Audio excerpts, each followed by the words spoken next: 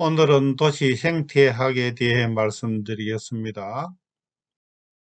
목차로는 1장 서론, 2장 시카고 학파, 3장 연구의 산물들, 4장 전후의 도시 생태학, 5장 요약 및 고찰 순으로 말씀드리겠습니다. 여러분의 구독과 좋아요는 저에게 큰 힘이 됩니다. 1장 서론, 19세기 말 미국의 대도시는 급격한 도시화가 진행되었습니다. 이러한 급격한 도시화로 많은 도시 문제가 발생했으며 이런 도시 문제를 진단하고 대처하기 위해 정보를 수집하고 고발했던 사회사업가, 저널리스트 등이 있었습니다. 초기 도시 연구자들로는 빈민가의 상황에 관심을 가졌던 제이콥 라이스, 유적의 도시 성장과 이동, 응집을 통계학적으로 연구했던 아드나 웨버, 필라델피아 흑인들을 심층 연구한 W.E. 드보아스, 노동조건에 관해 포괄적 연구를 한 피츠버그 보고스, 영국의 도시 빈곤 문제의 실증적 연구를 한 찰스 부스 등이 있었습니다. 그러나 이런 학자들은 도시 문제에 대해 단면적이고 실증적이고 윤리적이며 사회계획적 입장에서 도시 연구를 주도했습니다. 이에 반해 1920년대 시카고 학파는 대도시의 사회생활과 도시 구조에 대해 생물학적 생태학의 이론들을 응용 적용하여 도시 생태학이라는 하나의 학문과 학파를 형성했습니다. 도시 생태학자들은 많은 연구 산물들을 생산했으며 이로써 이들은 도시 연구의 하나의 패러다임을 형성했습니다. 본 파일에서는 초기 도시 생태학의 연구 산물들과 비판들, 그리고 전후에 다시 부활한 도시 생태학에 대해 고찰해 보고자 합니다. 2장 시카고 학파, 초기 도시 생태학파. 미국에서 최초로 사회학과가 설립된 시카고 대학의 사회학과에서 파크는 상아탑을 벗어나서 실증적으로 도시를 현장 연구해야 한다고 주장했습니다. 도시 생태학의 연구자들은 다윈주의의 영향을 받아 동식물의 생태학의 방법론을 도시 연구에 응용 적용했습니다. 그리고 디리갱의 노동분업 이론을 응용하여 사회적 상호작용과 통합을 강조했으며 파크는 이를 도시 연구에 적용했습니다. 이후 맥킨지, 버제스, 워스 등 많은 연구자들이 참여했으며 이들이 소위 초기 도시 생태학파를 형성했습니다. 3장 연구의 산물들. 초기 도시 생태학자들의 연구의 산물들을 아래와 같이 요약할 수 있습니다. 1. 공간구조 이론. 이들은 도시 연구의 획기적인 3차원의 공간 모형 이론과 도시 구조론을 제시했습니다. 1. 동심원 모형. 1920년대 미국의 성숙된 산업도시, 전차 시대의 도시의 공간구조를 연구하여 버제스는 동심원 모형을 제시했습니다. 그가 제시한 5개의 지대 조는 1. 중심 업무 지구 11이 2. 전위 지대 트랜지셔널 존 3. 근로자 주거지대 4. 중산층 주거지대 5. 통근자 지대 등 5개의 지대를 제시했습니다. 동심원 모형의 그림입니다. 길 한복판에 중심 업무지구인 12대가 있고 그 옆에 전위지대인 트랜지셔널 존, 세 번째 근로자 주거지역, 네 번째 중산층 주거지역, 다섯째 통근자 지대 등 5개의 동심 모형을 제시했습니다.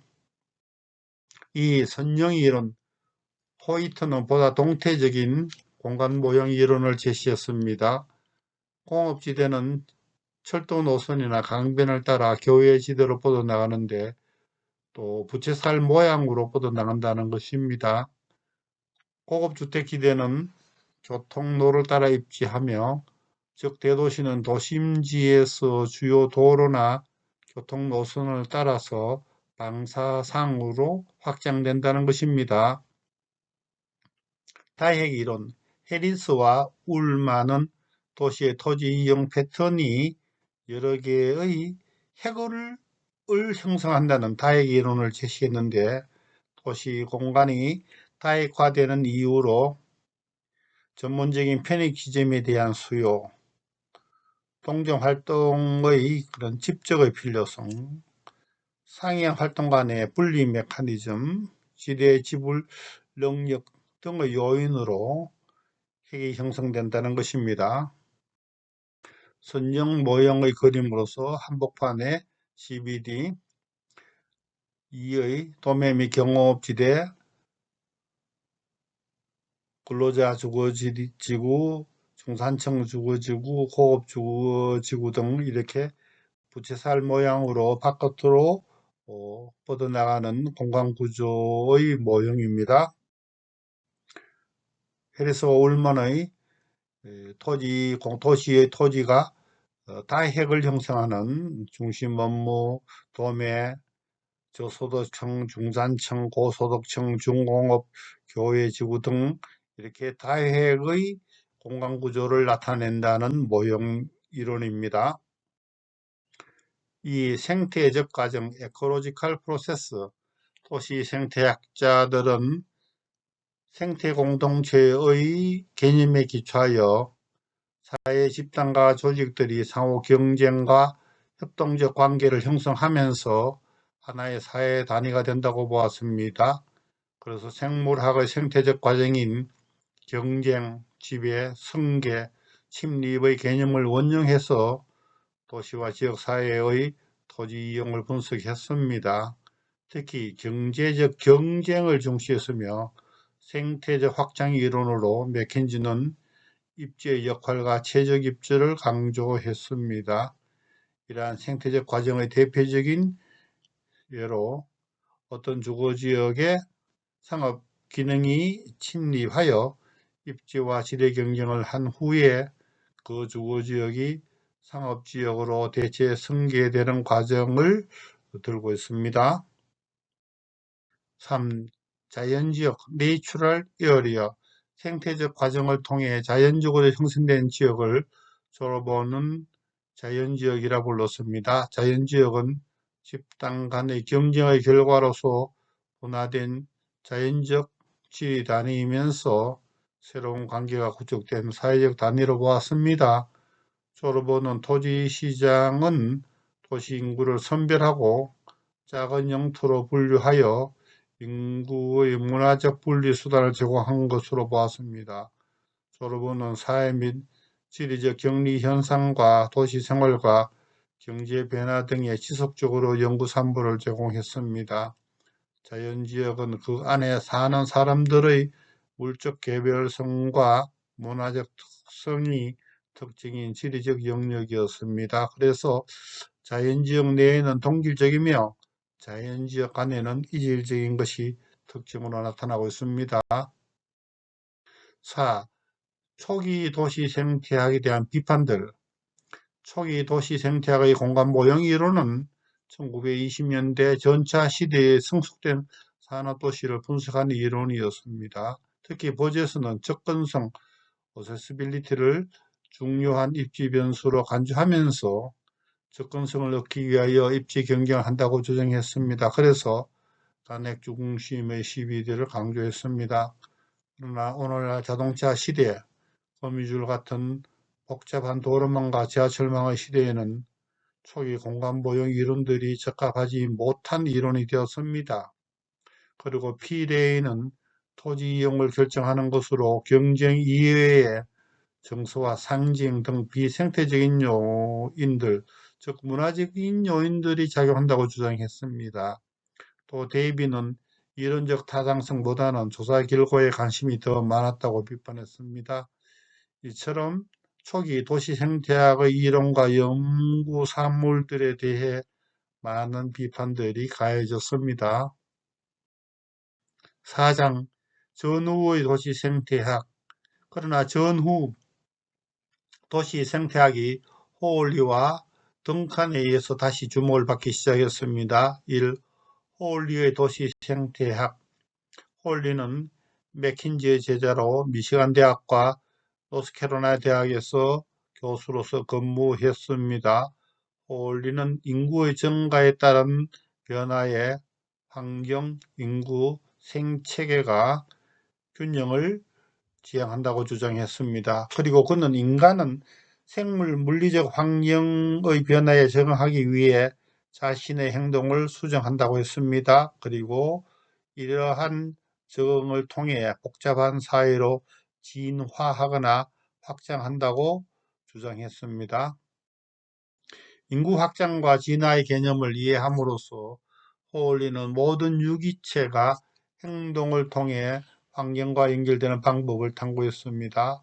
호울리는 유기체는 상호 이존적이며 환경과 연결되어 있고 기술 발전에 따라 인간은 지배적이며 서식지를 통제한다고 했습니다.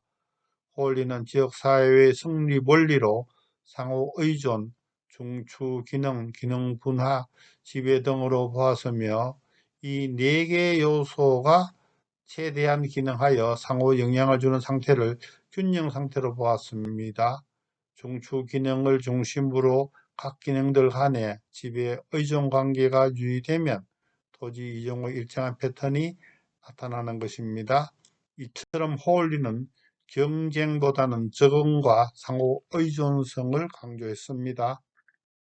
이어 덩칸의 POET 이론, 사회과학의 경로 분석을 도입한 덩칸은 POET의 이론으로 인구 P, 조직 O, 환경 E, 기술 T의 상호관계를 설명하는 생태학적 복합이론 내지 생체계 이론을 제시했습니다. 1. 인구는 기능적으로 통합된 사회적 집단이며 생체계의 가장 기본이 되는 요소입니다. 조직은 환경에 적응하기 위한 집단의 사회경제적 관계나 그 구조입니다.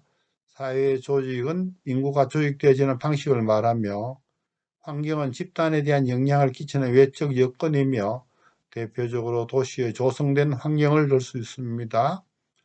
4. 기술은 자신을 유지하고 조직하기 위해 집단이 사용하는 기술, 도구, 발명품 등을 지칭하는 것입니다.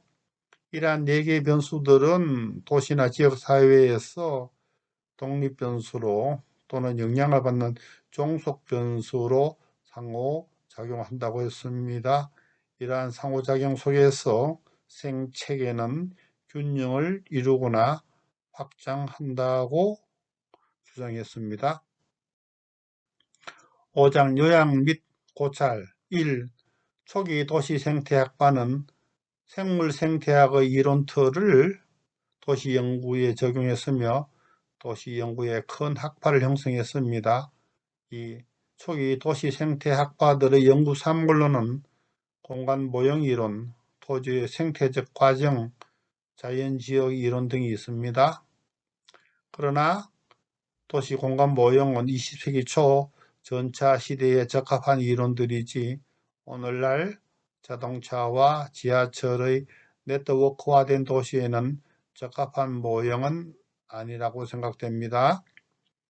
4. 단역의 CBD 중심의 모형이 아니라 교회화되고 광역화된 오늘날에는 수정된 다액의 공간 모형 이론이 더 적합하다고 생각됩니다. 5. 경쟁을 강조한 생태적 과정으로 도시의 토지 이용이 다른 용도로 승계된다는 주장은 주목할 만합니다. 그러나 도시의 토지 이용은 단순히 경제적 경쟁보다는 복합적인 요인이 작용하며 특히 정서와 상징, 기념비적 사업, 정책적 결정 등에 의해서 크게 좌우됩니다. 6. 생태적 과정으로 자연적으로 동질적인 자연지역이 형성됩니다. 독특한 자연지역의 생성으로 사회 문화적 격리 현상이 일어납니다. 7. 전후의 도시 생태학의 연구에 있어서 호울리는 공동체의 성립 원리로 상호 의존, 중추 기능, 기능부나 지배 등으로 보았으며 이들 요소들이 상호 영향을 주는 상태를 균형 상태로 보았습니다. 그래서 호울리는 경쟁보다는 적응이나 상호 의존성을 강조했습니다. 덩컨은 생체의 주요 요소로 POET를 들었습니다. 그는 4개의 변수인 POET가 도시나 지역사회 내에서 독립변수로 또는 종속변수로 상호작용하면서 균형을 유지하거나 확장한다고 주장했습니다. 지금까지 이론적인 도시 생태학에 대해 시청해 주셔서 감사합니다.